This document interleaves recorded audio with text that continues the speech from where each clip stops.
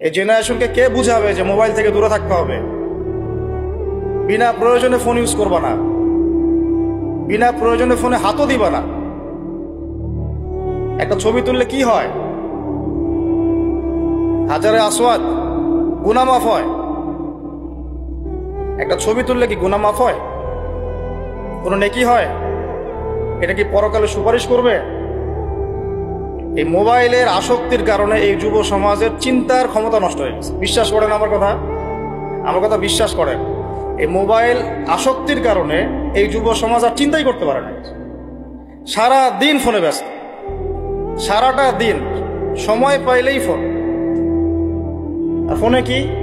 YouTube, Facebook, WhatsApp, Instagram. এই আমাদের বাপদাদার, এই যে ভাইদের বয়সী যারা এখন 40, 45, 50 এজের মধ্যে আছেন, যারা এই দেশ চালায়, সমাজ চালায়, অর্থনীতি চালায়, তাদের চেয়ে এদের চিন্তা শক্তির লেভেল অর্ধেকেরও কম। আমি আপনাদেরকে গ্যারান্টি দিচ্ছি, এখন যদি আরেকটা মুক্তিযুদ্ধ হয়, আল্লাহ না করুক, তাহলে এই তরুণ প্রজন্ম কিচ্ছু করতে পারবে। আপনি আমার কথা বিশ্বাস করেন। টিকটকের একটা ভিডিওর জন্য এদের কাণ্ড কীর্তি দেখলে মনে হয় যেটা মানুষ না গরু না ছাগল, কি আসলে। আর আমরা তো ঢাকা শহরের মতো শহরে থাকি, একটা টিকটকের ভিডিও বানানোর জন্য এরা যে কি করে চিন্তা করতে পারে। কাপড় খুলে ল্যাংটা হয়ে নাচে একটা টিকটকের ভিডিও করার।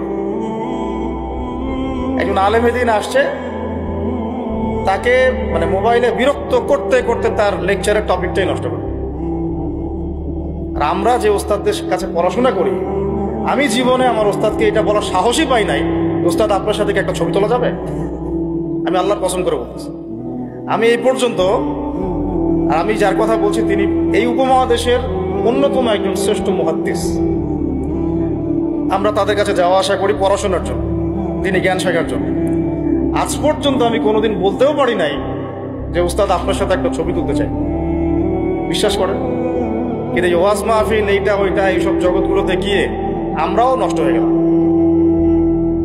মানুষের মধ্যে নূর, তাসকিয়া, আদব, মসজিদের আদব কায়দা, ভদ্রতা সব নষ্ট হয়ে গেছে।